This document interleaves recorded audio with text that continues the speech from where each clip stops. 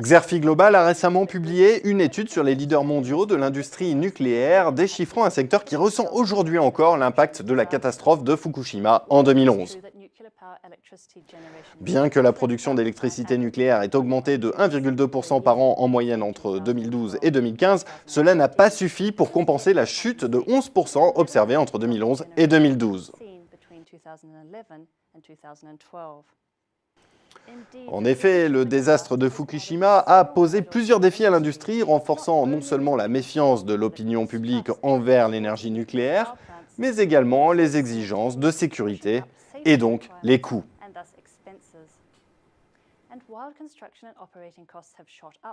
Et pendant que les coûts de construction et d'exploitation des centrales ne cessent d'augmenter, les sources de financement, elles, se tarissent.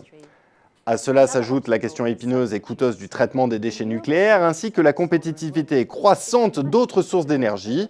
Ainsi, la baisse continue du coût des énergies renouvelables tirées du solaire ou de l'éolien, tout comme la chute des prix des énergies fossiles à des niveaux planchers, tendent à saper la compétitivité coût dont l'énergie nucléaire a longtemps bénéficié.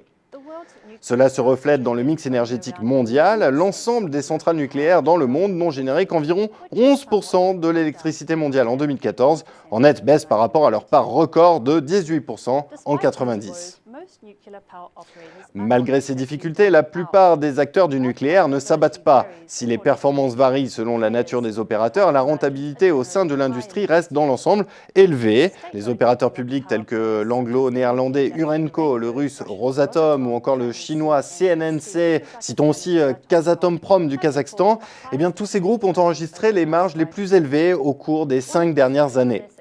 L'une des clés de leur succès tient au soutien actif de leurs États actionnaires, dont les ambitions d'en faire des champions du nucléaire au niveau domestique et international leur assurent de généreuses subventions et autres facilités qui réduisent les contraintes de financement.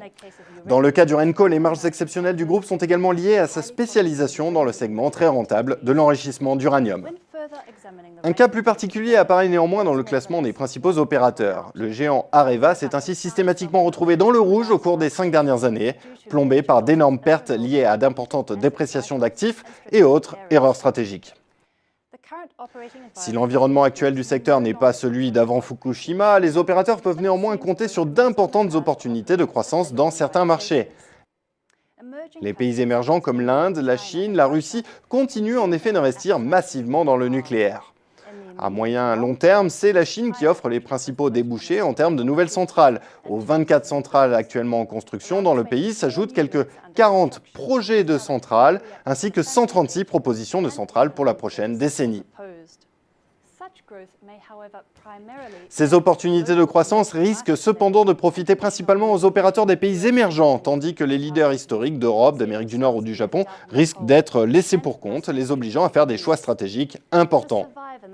Afin de subsister dans cet environnement incertain, les opérateurs multiplient ainsi les efforts pour exploiter la demande dans les marchés émergents du nucléaire, mais cherchent également des opportunités de croissance organique, par exemple en proposant plus de services et en se diversifiant dans les énergies renouvelables et les équipements pour centrales électriques.